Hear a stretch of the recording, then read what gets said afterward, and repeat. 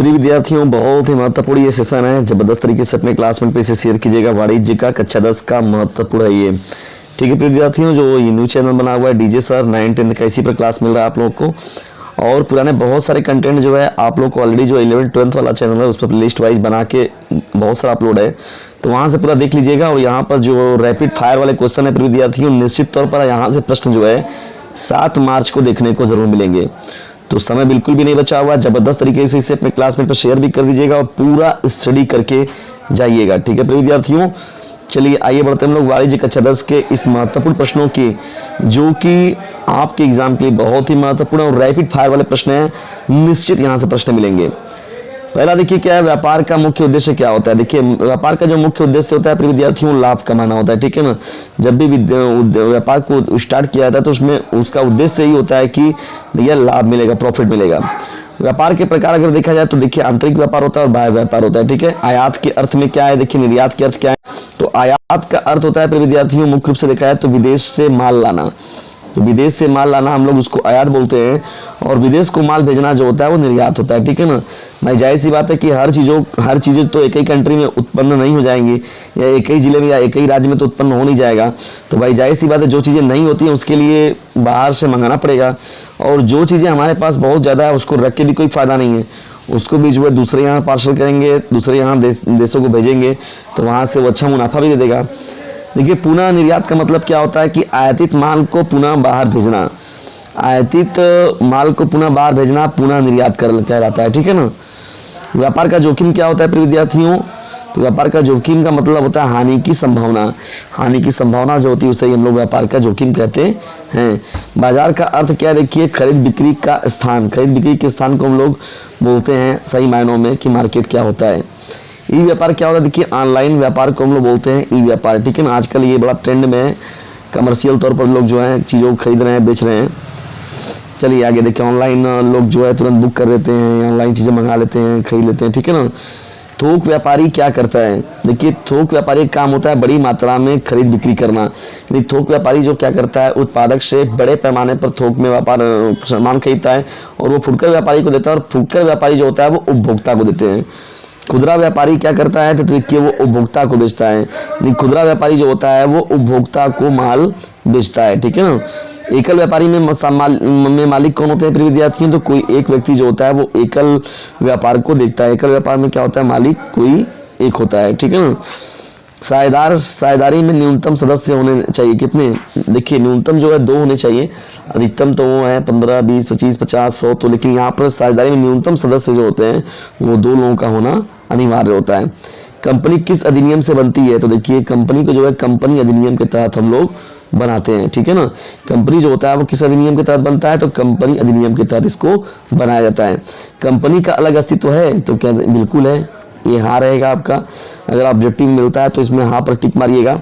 देखिए बैंक का मुख्य कार्य क्या होता है प्रिय विद्यार्थियों, तो जमा को लेना और ऋण देना, ये होता है बैंक का मुख्य कार्य होता है। ठीक है ना, जहाँ पर धन जमा होता है और जहाँ पर ऋण दिया जाता है। ठीक है ना, किसी कागज बेस पर या गोल्ड लोन के तौर पर, या और भी जो चीज़ें व्यवस्थाएं होती हैं। रिजर्व बैंक की स्थापना कब हुई थी प्रिय विद्यार्थियों, तो 1935 ईस्वी में जो है वो हुआ था रिजर्व बैंक की स्थापना। ठीक है, और भारत का एकमात्र सरकारी बैंक जो है वो भारत सरकार का बैंक कौन है, रिजर्व बैंक ऑफ इंडिया। फिर विद्यार्थियों थोड़ा सा भी हेल्पफुल लग रहा है वीडियो तो इसे लाइक जरूर कीजिएगा, चैनल पर है तो चैनल को सब्सक्राइब कर लीजिए और शेयर जरूर कीजिएगा अपने क्लासमेट पर। ठीक है, ताकि ऐसे ही ये मोस्ट इंपॉर्टेंट चैनल जो आप लोग के लिए आप लोग को लाभान्वित करता रहे।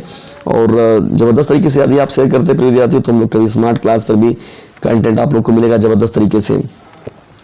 देखिए बैंकों का राष्ट्रीयकरण कब हुआ था प्रिय विद्यार्थियों, तो 1969 ईस्वी में हुआ था। कब हुआ था, 1969 ईस्वी में बैंकों का राष्ट्रीयकरण किया गया था। बचत खाता किसके लिए होता है, तो देखिए सामान्य जनता जो होती है प्रिय विद्यार्थियों उनके लिए जो होता है सेविंग अकाउंट होता है। और चालू खाता किसके लिए होता है, तो भाई व्यापारियों के लिए होता है, क्योंकि उनको दिन में कब पैसे की जरूरत पड़ेगी, हो सकता है एक ही दिन के अंदर 3 बार 4 बार 5 बार उनको ट्रांजेक्शन करना पड़े, लाना पड़े, निकालना पड़े, तो उनको हम लोग देखिए व्यापारियों के लिए जो होता है वो करेंट अकाउंट बनाया जाता है। ठीक है ना, थोड़ा महंगा पड़ता है ये।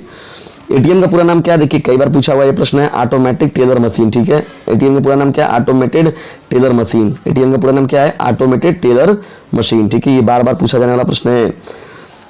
चेक किससे संबंधित है प्रिय विद्यार्थियों? तो चेक जो होता है वो मुख्य रूप से बैंक से संबंधित होता है। बैंक ड्राफ्ट क्या होता है? तो भुगतान आदेश दिया जाता है, उसे ही हम लोग बैंक ड्राफ्ट कहते हैं। डेबिट कार्ड का मतलब क्या होता है? खाते से सीधा भुगतान, ठीक है ना, खाते से सीधा भुगतान होता है। और क्रेडिट कार्ड का मतलब क्या होता है? कि उधार भुगतान साधन, यानी बैंक जो होता है आपके सिविल पर आपको कुछ पैसे देता है उधार के तौर पर, कि मतलब आप जो है अपना काम व्यक्ति कर लीजिए, फिर जरूरत पड़ने पर बैंक का वापस भी करिए। फिर विद्यार्थियों लाइक शेयर और सब्सक्राइब रुकना नहीं चाहिए, ये तो आप लोगों से विनम्र निवेदन है इस चैनल के लिए। बीमा का उद्देश्य देखिए क्या होता है? जोखिम से सुरक्षा, जोखिम जो होता है उसे सुरक्षा देना बीमा का काम होता है। ये देखिए जीवन बीमा किससे संबंधित होता है? तो व्यक्ति के जीवन से संबंधित होता है। अग्नि बीमा किससे संबंधित होता है? आग से हानि, कोई कंपनी है, कोई व्यवस्था है, कोई फर्म है, यदि वहाँ पर आग लग जाता है तो प्रिय विद्यार्थियों अग्नि बीमा इसलिए कराया जाता है ताकि आग से हानि हो तो वहाँ पर उसका हर्जाना जो बीमा कंपनी है वो भरेगी। प्रीमियम क्या है प्रिय विद्यार्थियों? तो बीमा की किस्त राशि को ही हम लोग प्रीमियम कहते हैं, ठीक है ना, बीमा की किस्त राशि को। परिवहन का कार्य क्या है प्रिय विद्यार्थियों? तो माल का स्थानांतरित करना। देखिए हम लोग क्या जो होता है सड़क परिवहन अगर देखा जाए तो सड़क परिवहन मार्ग से देखा जाए तो न जाने कितने बड़े लेवल पर जो होता है ये माल का स्थानांतरण होता है। जितने ट्रक वाले होते हैं, ट्रक वाले जो होते हैं प्रिय विद्यार्थियों भारत में अगर देखा जाए तो एक स्टेट से दूसरे स्टेट के लिए समझ लीजिए रीढ़ की हड्डी है वो, और एक जिले से दूसरे जिले के लिए अगर ट्रक पूरे बंद हो जाए तो समझ लीजिए पूरा व्यापार स्थगित हो जाएगा, रुक जाएगा। भंडारण का अर्थ क्या होता है प्रिय विद्यार्थियों? तो माल सुरक्षित रखना ही भंडारण का अर्थ होता है। विज्ञापन का उद्देश्य क्या होता है? बिक्री बढ़ाना, ठीक है, जितना ज़्यादा क्या होता है विज्ञापन होता है तो उतनी ज़्यादा बिक्री उस वस्तु की बढ़ती है। गोदाम रसीद क्या होता है प्रिय विद्यार्थियों? भंडारण प्रमाण पत्र मिलता है तो हम लोग गोदाम रसीद कहते हैं। देखिए मुद्रा का देखिए प्रश्न है, मुद्रा का मुख्य कार्य क्या होता है? तो विनिमय का माध्यम है प्रिय विद्यार्थियों। राष्ट्रीय आय मापी जाती है एक वर्ष में। मुद्रास्फीति क्या है? तो कीमतों में वृद्धि को हम लोग मुद्रास्फीति कहते हैं। जीएसटी कब लागू हुआ था? तो ये हुआ था सन 2017 में, ठीक है, भारतवर्ष में 2017 में जीएसटी को लागू किया गया था। उपभोक्ता संरक्षण अधिनियम कब लाया गया था? 1986 में, ठीक है, कब लाया गया था? 1986 में। उपभोक्ता अधिकार कितने हैं प्रिय विद्यार्थियों? तो 6 उपभोक्ता अधिकार हैं, ठीक है ना। शिकायत कहाँ की जाती है? तो उपभोक्ता फोरम में की जाती है, ठीक है ना। उपभोक्ता कहाँ शिकायत करते हैं? उपभोक्ता फोरम में। उपभोक्ता का अधिकार क्या है? सुरक्षा का अधिकार के दृष्टिकोण से देखते हैं। शेयर क्या होता है? पूंजी का ही एक भाग होता है। लाभांश क्या है? तो मुनाफे का हिस्सा जो होता है उसे हम लोग लाभांश कहते हैं। सहकारी समिति क्या है? तो सदस्यों का संगठन होता है जो उसे हम लोग सहकारी समिति कहते हैं।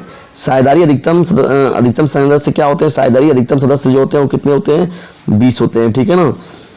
उपभोक्ता संरक्षण अधिनियम कब लाया गया था? 1986 में। कब लाया गया? तो उपभोक्ता संरक्षण अधिनियम सन 1986 में। देखिए रैपिड फायर वाले प्रश्न है, निश्चित यहाँ से प्रश्न मिलेंगे आपको, देख लीजिएगा प्रिय विद्यार्थियों। जीएसटी लागू कब हुआ था? तो सन 2017 में। भारतीय रिजर्व बैंक की स्थापना 1935 में। बैंक का राष्ट्रीयकरण 1969। देखिए ये प्रश्न थोड़ा रिपीट हो रहा है, फिर रिपीटेड क्वेश्चन है। तो प्रिय विद्यार्थियों ये था मोस्ट इंपॉर्टेंट रैपिड फायर वाले प्रश्न। निश्चित तौर पर यहाँ से प्रश्न जो है आपके एग्जाम में देखने को मिलेंगे। ये महत्वपूर्ण सेशन आप लोगों को कैसा लगा कमेंट बॉक्स में जरूर बताइएगा, और जो मैंने आप लोग को ओरिजिनल पेपर मुहैया कराया उसको जरूर देखिएगा और जबरदस्त तरीके से अपने क्लासमेट पर शेयर भी कर दीजिएगा। मिलते हैं नेक्स्ट वीडियो में, तब तक के लिए टेक केयर, गुड बाय, जय हिंद, जय भारत।